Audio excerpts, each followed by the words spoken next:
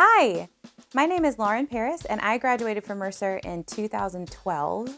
During my time at Mercer, I worked in the costume shop for the theater department for 4 years, and today I'm going to show you how to make a few easy repairs to your clothes and sort of extend the life of some pieces.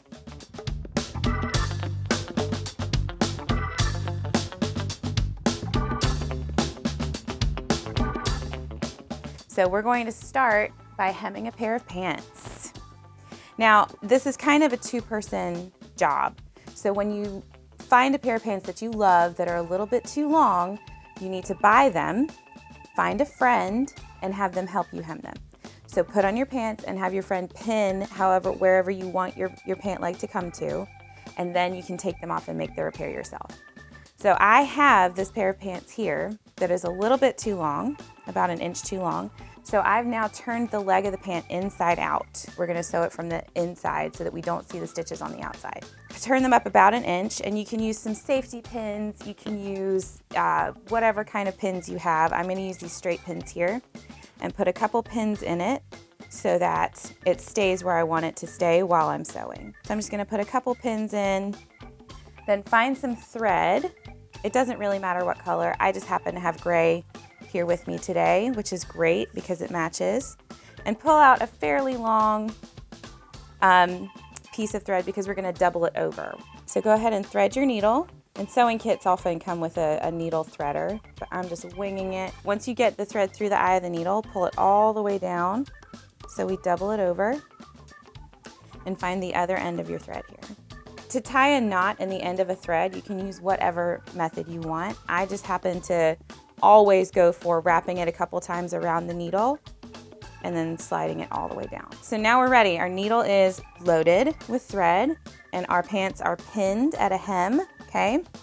And they're inside out, so I'm gonna start sewing from the inside so we can't see the stitches on the outside.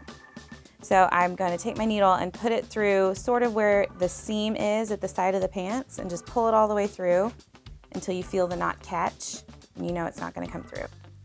Then to make your first stitch, you go inside the pant leg and pick up a little bit of fabric and then push it through and catch the actual hem of the pants on the other side. So it makes kind of a little loop that you can then pull tight. Don't pull too tightly because if you pull your stitches too tightly, it can bunch and gather on the outside and not look very nice. I'll do another stitch. I take a little bit of fabric from the pant leg itself and then catch the hem as I'm coming out and pull all the way through. This is called a whip stitch. And it's a very useful stitch if you ever have to hem a skirt. It's the exact same method. Sometimes you may need to cut a little length off of them. Don't be afraid to cut your clothes. So if you do want to trim any of your clothes, get a pair of scissors that is just for fabric. And the reason you want to do that is cutting paper dulls scissors very quickly. When you go to cut fabric, you need really, really sharp scissors. So because we're not taking much fabric from the pant leg itself, you can barely see the stitches. If you get in really close, you might be able to see them. From a distance, no one is going to see these whip stitches. So if you do end up pulling a stitch a little too tight, that's why I'm going like this a little bit, you can loosen it back up again before you tie it off so that you make sure you're not pulling your stitches too tight. Once you've done your very last stitch, go right back over it, push the needle up, and then take the thread that's coming out of the fabric, so not the thread that's coming out of the needle, but the thread that's coming out of the fabric, and wind it around that needle a little bit, maybe 2-3 times, and then pull the needle through it so it creates its own knot. And then slide the needle back through once to secure that knot, and then cut it off. You can press them. You may want to press them again, but there's your hem and your pants. Ta-da! The next skill we're going to learn is how to sew on a button. And there are many different kinds of buttons, but the most common one that you'll see is one that has 4 holes in it. These are the most common ones on jackets. Shirt buttons usually only have 2 holes in them, but the process is exactly the same. I also have here, just to show you, a button that you usually find on like a sport coat. It's flat on top, there are no holes on top, but it has a shank on it on the bottom that you would sew through. But again, the method's going to be the exact same. So this coat here is missing a button on the cuff. To set this up, we need to go ahead and anchor the thread in the fabric. And I've already tied my knot at the end. So I'm going to take my needle and do a little diagonal. So I'm going to look at where the button was, and I'm going to put my needle through at a diagonal and come right back out the other side. So only taking maybe like half a centimeter of fabric. Pull it through until the knot anchors itself in the fabric. If you do this little pull and your thread pops out, then you need a bigger knot, and that's a good way to tell. So we've got our thread anchored in our fabric, and then I'm going to take the button, and with 4 holes like this, the idea is to work diagonally. So you're going to create an X of thread over the buttonholes. So I'm going to go up through 1 hole and then go back down before you even put it on the fabric. Go back down through the hole that is diagonally across from the one you came up through. So we've created a little diagonal on our button. You can turn the button up because it's not tightly connected to the fabric yet. It's still loose on the thread. And then where you anchored your thread to your fabric, you're going to take the needle and go back through that, the exact same place, and pull your needle up, and that's going to pull your button tightly to your fabric, okay? And then we're going to do the exact same maneuver. So we're going to go up through the same hole that we started from, okay? Pull the thread, and then back down through that diagonal one. And as you go through the diagonal, you're going to catch the fabric of the coat underneath it and pull through. If you want periodically to stick your hand into the sleeve and make sure that when you go down to catch the fabric, you're not sewing the sleeve together, that would be a good idea. So I've done about 4 times through this diagonal here. Now to get the other 2 holes connected to the fabric, you come up through whatever hole you've not sewn through yet. And obviously the only one left is the one that's diagonally across from that. So take your needle and go down through the fabric and catch the fabric in the back and pull it through.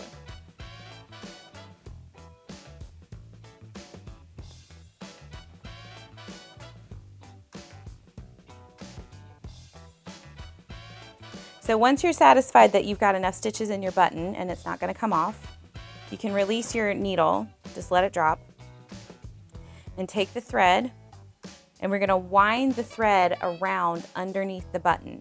So we're kind of pulling together all of those stitches that we've just put in. We're winding the thread around that to kind of create a seal, sort of. So I'm going to take the thread and wind it around maybe 2-3 times. Okay, so that's bound all the stitches together. Then I'm going to take my needle again, and underneath the button, you'll be able to see that little packet of thread that we just created. And I'm going to run my needle straight through the base of that. You then take your thread again and take it by the part that's coming out of the fabric, not the part that's coming out of the needle. So wind the thread around the needle, pull through so that creates a knot. And then the last step is to take your needle and pass it straight back underneath the button through all of that thread, and that secures it. And then you just finished a button. Our last skill is going to be fixing a hole. And so this is a good thing to do if you have a pair of pants that maybe split on a seam, or a jacket that has split in the underarm. This is a good way to fix that. You can also use this same stitch if you have maybe something where the fabric has torn. I'm going to be doing what's called a mattress stitch. So on the pants, we did a whip stitch. On the button, we did just basic up and down, up and down. This is a mattress stitch. It's slightly different, but it does create an invisible fix. So I have this top here that has a hole in the seam right here. And I have my needle loaded with some thread, and I used a lighter color thread than I normally would so it's easier to see, but get a thread that matches your fabric because you want it to be invisible and seamless. When we did the pants, we turned them inside out. For this, we're gonna work from the right side. So to anchor the thread, we're gonna go in from the underside. So take your needle inside the fabric so that you don't see the knot. We're gonna hide the knot and pull it up through so that it's on the outside. You might wanna do it maybe a centimeter above where the rip starts. So the stitch that we're gonna do is actually really easy. You just pick up some fabric and move over to the other side of the rip and pick up some fabric. And when we finish stitching, we pull it through and it kind of zips up like a zipper. And I'm gonna take my needle and just go pick up some fabric, kind of like we did for the button. So I put my needle underneath the fabric and bring it back up again and pull through. Okay. Then I go over to the other side of the rip and do the exact same thing, sort of right across. I just pick up the fabric and bring my needle right back through. So you see it creates a little bar of thread over the rip. And so I'm just gonna do that same stitch all the way up the rip. Just go pick up some fabric and pull it through. I'm gonna do this fairly close together. Go over to the other side, pick up some fabric, pull the needle through.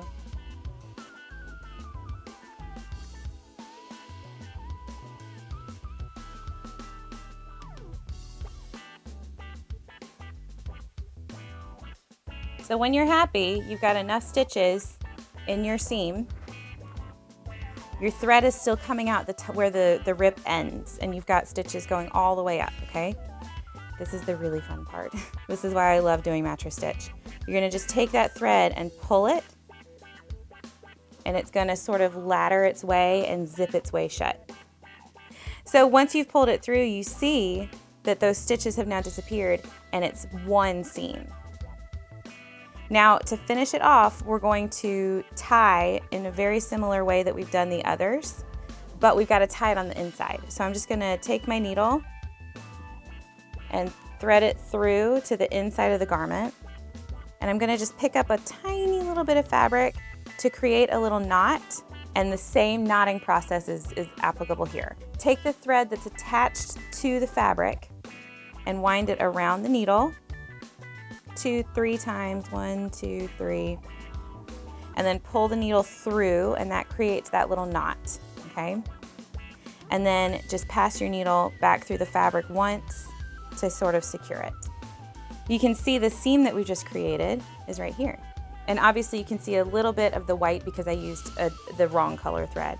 But if you use a color of thread that matches your garment, it'll be completely invisible. Thanks for watching these quick sewing tips, and I hope it really helps you extend the life of some of your wardrobe pieces.